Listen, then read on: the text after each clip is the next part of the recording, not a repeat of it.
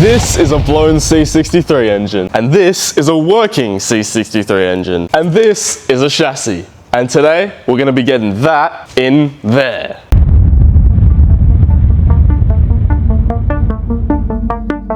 We won this car from an auction that said it had impact damage. While this car visually looks perfect, underneath the hood, it was hiding a disaster. We later found out through Mercedes that it had supposed salt water damage. Something isn't quite adding up. Next build on the channel. I wonder what's wrong with this one. No coolant or anything, guys. I wonder, Christian, I wonder. What I think we're dealing with here is something catastrophic. This here, I think, is the biggest evidence we've got so far. Well, it's a big job, boys. More metal. Right there. Look at all that crack. The whole thing's cracked. I know. The sump itself is cracked. Look at all that. That is, this thing's been destroyed. It's difficult to know exactly what's happened to this car. Okay. There's bent conrod. Oh my. Is that bent conrod? There you go, there's the major damage. There it is. So that there. So it's completely bent it. It's completely bent it and shattered. Wow. Actual conrod. That's what happens when something that rotates suddenly doesn't rotate anymore. And then all those forces have got to go somewhere. And that's what it has done. It has snapped the conrod in two. It's shoved what's left of the conrod back up the board. And in the process, probably whipped around a couple of times and broke the block. That's what we found out, guys. Wow. Now, we're going to get straight into the work because we know you guys don't like to wait around. With that being said, the first thing for us to put on is the transmission, because without it, we wouldn't be going anywhere in this car. But before that, we need to torque up the flywheel because we actually did the rear main seal on this engine since it was leaking.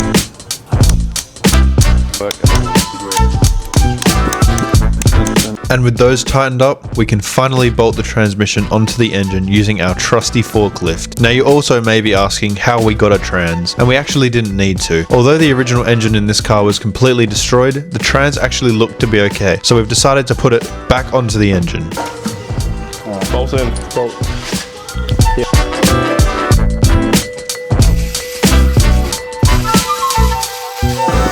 Alright guys, you can now see that the bell housing of the transmission is all lined up, it's all even.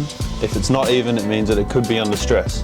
So it's very important that you get it straight so that nothing like the clutch pack or any of that is under strain. So we've done that right. We're going to put all the bolts in now, all the brackets, and then this will be ready to go back into the car. So while we put the rest of the bell housing bolts in, I want to take a moment to thank each and every one of you for your continued support on this journey of ours so far. It may seem small, but one of our first goals this year was to hit 1,000 subscribers, and thanks to all of you guys, we have now achieved that goal and can tick it off of our list finally. And to all of you watching right now who may not be subscribed yet, please consider subscribing because I promise you, you won't regret it. Okay, now we're back, and we're putting on these titanium downpipes that this car came with, and the video really doesn't do it justice. These things are practically brand new, which makes us think he put on these downpipes right before the car blew up. It's not on right now, you gotta get it. Christian, bro, if we can't put an exhaust on an engine that isn't even in a car, we are not CJ rebuilds, bro. We're CJ. Hold on. Wait, just... Huh? Can't say what? I don't know what was going on there, but we've now got the downpipes pretty much on. It's just the heat shield at the back of the engine that's left because, as you may or may not know, these engines are actually a hot V, meaning all the heat is directed into the canyon of the V8, if you will, especially there where the downpipes are. And the last thing we want is for important wires to melt and the car not run properly.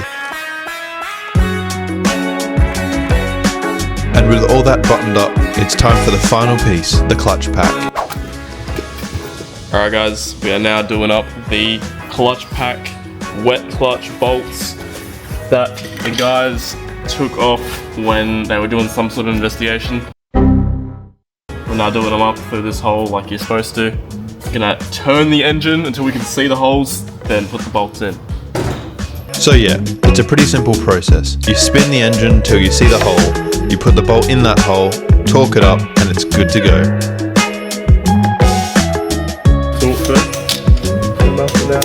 Now we're going to finish torquing all the bolts, and now that it's all done, I think you know what time it is. Alright guys, the engine is now ready to go in the car. This is the big moment. We are finally gonna have a good engine in this car.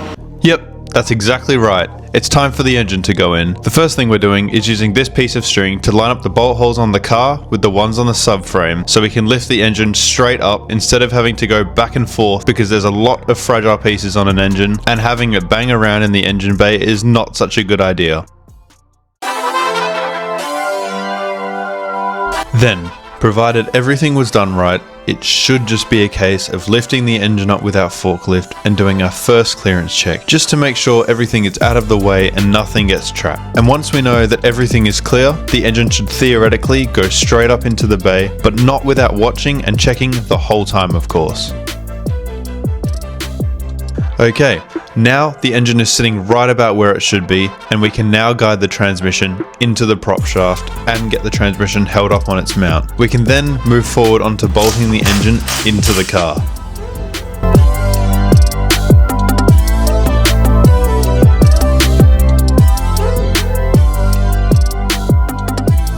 Alrighty, it's finally time to loosen the reins and see if this engine flies or drops like a rock.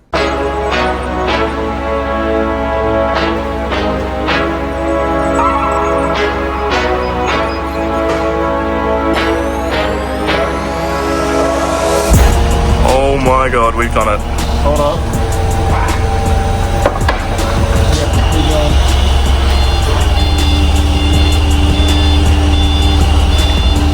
First engine in job. You're free to go away. The engine is in the car. And there we go, guys. We have successfully taken out and put in our first engine ever. It's one hell of a task, but it's worth it to see it finally in the car, and so quick. We're not done just yet though. We still have quite a bit to do before this thing's running. The first is... We need to change the downpipe because right now the flange that it connects to is on the wrong side of the flange that is actually on the motor. And then after that, it's just going to be a case of buttoning everything up that we need to do, plugging that new ECU in to code the injectors, dropping the rads in, giving it fluid, doing all of that fancy stuff so that this thing can hopefully start by the end of this video. Let's hope the tune doesn't blow it up. Yeah, hopefully that doesn't occur. And just as another little bonus, we have found out what SKF is. We now know what SKF is, guys. Thank you for all your comments on SKF. We know what it is now. It's a leading bearing manufacturer from Sweden. Out of Sweden. We're well aware now. We're still learning. We're still learning. We're not mechanics at all, so we didn't know what that was, but we know now. We're well aware. Thank you, guys. Hopefully we never have to deal with it in the future. That's why we didn't know, guys. We've never had bearings go. We never had bearing problems. We just don't get bearing problems, really. But keep commenting. We like your comments. Thank you for all your tips, everything like that. Keep them coming. Keep your them advice coming, coming. guys. Keep them coming. All right, guys. I'm gonna get in there with this long tool and get this downpipe off so we can fix our issue that we've created. So we're gonna take this bracket off first. To get the bracket off, it's just 2 bolts and it comes loose. We can then shimmy the downpipe around it and get it to sit exactly where it's supposed to be. It's not a hard job, but it has to be done or it could turn into a bigger issue in the future, like an exhaust leak, and trust me, you don't want that on these cars. Bro, I don't know why they keep giving me tickets for this car, bro. And it's not even that loud. Look at it.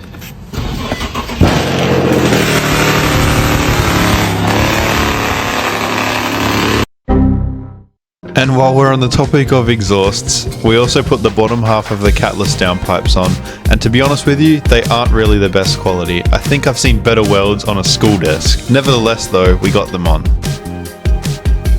Alright guys, so the next job is a bit interesting. This is a different engine from a different car, obviously. So, it has parts of it, such as the injectors, that are not coded to this car. So we basically need to tell this ECU what injectors this car, or this engine, I should say, has installed on it, so it can pair up and it's able to run correctly, because basically everything on this car is coded to each other and it's all a big mess. So we gotta get it right.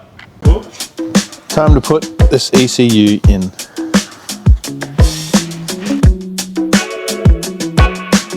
So pretty much the entire reason we have this old ECU plugged in is for these values here. They are essentially just a code that tells the engine how much fuel the injectors need to output to get the engine to run right, that's all. So once we've taken a couple photos of the right values on the old ECU, we'll be plugging in the new ECU that we're actually going to use to run the car so that we can get the fuel values right so that the car can run properly. As Christian is going to tell me the values that I need to enter, and we're going to enter them in all from cylinder 1 to cylinder 8, and then hit F1 and we're good. So let's go.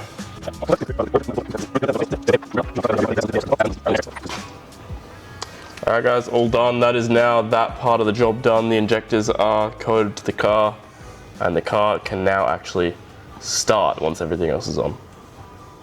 Alright guys, we've been plugging in all of these hoses and pipes so that we can be able to get one step closer to starting this thing up. So while you watch Jake's cinematography skills, I also want to take the time to mention that using a little bit of silicone to get rubber pipes on makes it a lot easier to get these hoses on, or else this wouldn't be such a short segment. But now that all of the pipes are on, we're going to keep going with the cooling system. Our next task is to figure out the oil cooler situation, as the one on the car originally is a little bit dodgy. Alright guys, the next task is to get the oil cooler on. Now, because this car's blown up, most of you probably are like, don't use it, there could be oil fragments in it. We're going to give it a flush and hopefully that's what gets everything out. Now you guys may be wondering why we're reusing this when the engine looked like it did, when it was all blown up and everything. And that's because if you remember back in the previous video, when we checked the oil filter and things like that, the explosion of this engine was so aggressive that we think that it came to a stop faster than metal bits could have filled this. So we're hoping that just the flush and all that should be enough to keep this perfectly fine, because that oil filter is right next to where the explosion happened and it didn't really pick up that much metal. Most of the chunks were in the oil sump. It'll be fine. Alright, so first things first, Jake is going to take off both of the side lines so that we can get this, we're using diesel in this case, the diesel through this rad to clean it, because there's not much point in getting it to go through all the pipes. Of course.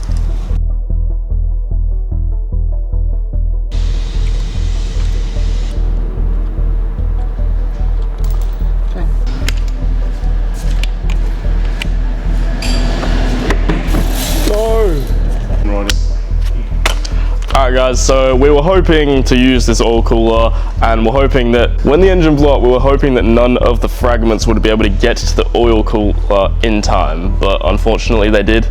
There's a hell of a lot of them in there. I don't know if you guys can see. I can definitely see. That means we're gonna have to get a new one, guys. What can you do? Well, yep. I take back what I said before, this oil cooler is no good and we'd rather not risk it blowing up due to negligence. We're still going to use the oil lines it came with though, because they're just a piece of hollow pipe and they're fine, and that's what you're currently watching, us bolt on the oil cooler lines. Now you're also probably wondering what our solution is long term, because you can't run a car without those lines connected. And this engine we bought actually came with an oil cooler, but it isn't in the best condition because the car was obviously in a crash, which is why we wanted to save the other one. But anyway, it should do as a temporary solution for now. Alrighty guys, the time is finally upon us. It's time to get one of the last pieces that goes into rebuilding this car, putting that brand new engine in. Well, not brand new, but you know. And that is the radiator pack. Now unfortunately that oil cooler was not salvageable, but we've just tipped this on its side and it looks like all of the coolant is crystal clear. So we got the green light to put it in the car. Now, I'll walk you over there with the rad and I'll explain to you, because this might just take a little while for us to get in, because as you can see here, hold on, I don't know why I just brought the rad with it. As you can see here, the way that we did this, as I explained previously in this video and in the last video when we took the engine out, we left the crash bar and all this stuff on because the wires go through it like a spider web, and we'd rather not have to do it, and it's worked out so far really well. So the reason that it's going to be a little bit hard is because there's all these wires and things, like this part has to go on the fan, for example, all of that stuff. So it may take quite a little bit of shimmying, as did that grey AMG outside that you will see in a coming video. So with that being said, it's time for me and Jake to put it in. So yeah guys, we're getting super close now to finally hearing this beast start, and honestly it's all happened faster than I could have imagined. We got this car around 3 weeks ago and it's nearly ready to start and drive. I think that's a pretty good turnaround for people that haven't done an engine swap before. And with that being said, if you have enjoyed the video so far, please don't forget to hit the subscribe button, and if you have any thoughts or feedback, please make sure to leave it in the comments because we read all of them.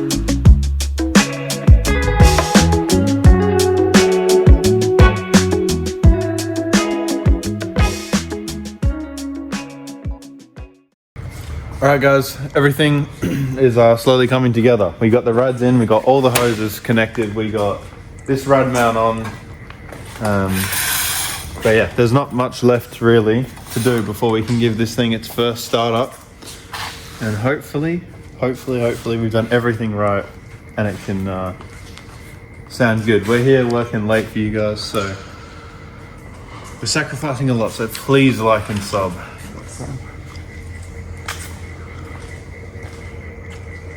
Pretty good, isn't it? Yeah. We're here working late, getting stuff done. All that is now on, and we are ready to pretty much put the fluids in this thing and give it a start. Isn't that right, Christian? That is exactly right. So that could be tonight, that could be tomorrow. We shall see. We're gonna get her started. This thing is gonna roar again, guys. Make sure you like and subscribe for this car, guys. This is a sick W car. W car. This is a very nice car. We're not going to be giving it. We're going to be giving it away. No. We're going to be selling it, so if you'd like to buy it, you know. It will be most likely sold. So if anyone wants to buy it, I mean, look up on car sales in a couple weeks. Mm-hmm. It should be there. Should be. If we don't blow it up again, or if he doesn't blow it up again. I won't. He probably will. Okay. Let's get some fluids in this thing, eh? Go. But first, as always, there's something else we have to do before we can get to the final part of the process, which as I said was filling it with the fluids and starting it and whatever. And that's going to be the suspension, because we had to take it off along with the engine because it's all connected via the subframe, and that was what we dropped out of the car. Alright guys, so you're probably wondering why we're swapping these control arms, because this car came in one piece, it came rolling. So why the hell would we have these out when the intention was to get the motor out? That's a good question. That's because the grey AMG from a past build that we've done, that also a C63s, actually has gone for pits in the past week. And unfortunately, it failed. It failed because of the control arms. There was a lot of play in the ball joints. I won't get into it too much because there will be a video coming out very shortly on that entire process. But anyway, that explains the whole story. So we bought new ball joints for this one because we put the ones that were originally on this one on the grey one. So to get the car moving, we need to put these ones that we ordered brand new into this car so that it can actually drive. I hope that explains it well enough without having to see the whole process. And I think we'll do the same here. Suspension work is boring, so I'll keep it short and sweet. We lift up the knuckle, we tighten the knuckle, we put the control arm in. We connect said control arm to the shock absorber. We also connect said control arm to drop link. Then we forget to record putting the control arm onto the car. And that's how you do suspension, guys. Now, it's finally time to fill it with fluids and get it running. Alright guys, now we're going to bolt the oil cooler on temporarily just so that oil doesn't come out of here when the engine's running. And we're basically just going to do normal service items. We're going to fill the engine with oil, put an oil filter in, fill it with coolant, and fill the gearbox. Then it should be ready to drive essentially. Okay, first things first, drain the oil, if there is any. Oh, we'll be pretty sure. I'd also like to mention that these cars typically hold around 8 litres of oil, and what came out, I can assure you, was not nearly 8 litres.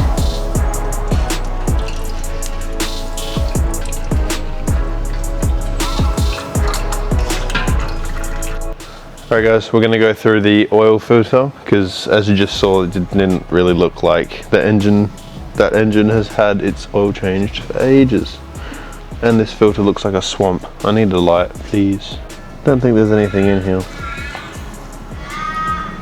Looks pretty fine to me, even though it was just really dirty. Okay, well that's good news for us.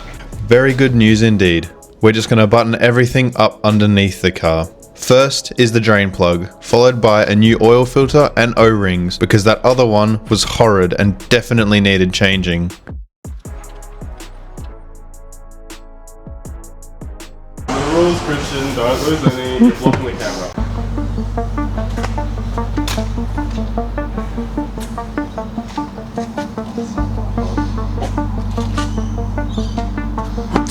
Jake, why would you do that? I didn't think you'd actually move. You moved me physically.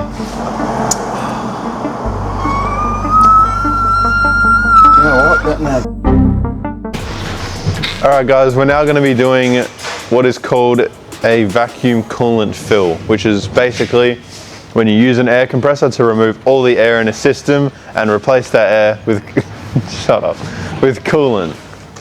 It also allows us to check for leaks as well, because as you know, we just plugged in all of the hoses and we want to make sure that all of it is airtight so we don't have to deal with any leaks, as well as not have air bubbles, because as you'll see with the grey AMG, we've topped it up about 5 times now because it keeps burping and letting more air out.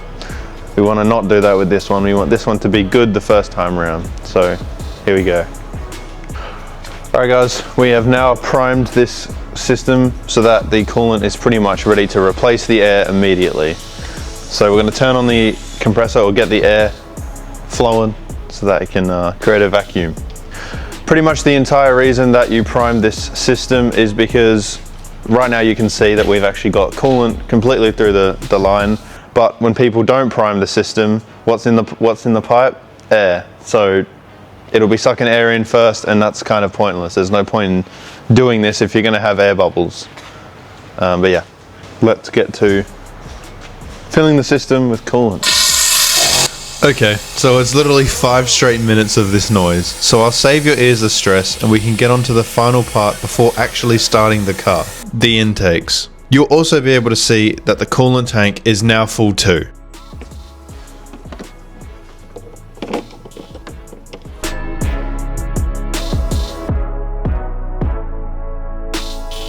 Now you can clearly see me fighting to get this intake on in this clip, so just as a handy tip guys, that hose clamp that you think is loose enough probably isn't.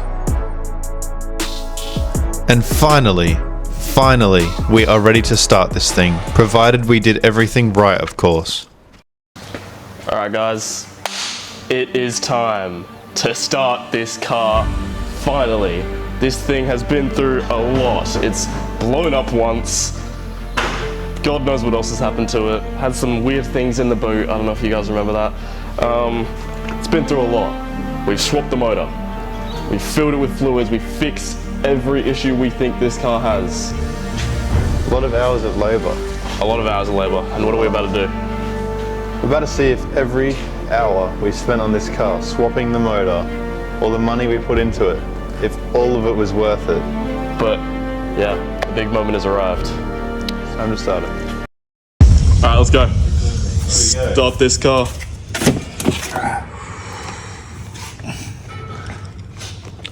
Are you ready? Hold on, let me ensure it's in park first. Bring this thing out of the grave. Huh? Yeah, we might be needing this. Alright. Is everyone ready? We are ready. Start this car up. Here goes nothing.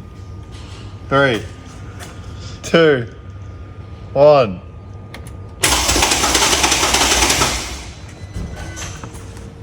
That's just the valve, you can. Keep it going. Keep cranking it. Here we go. That was scary.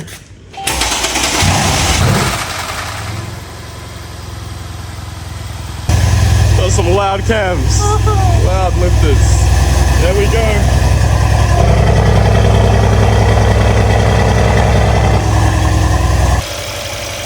Not a single problem with that. That takes skill. It does.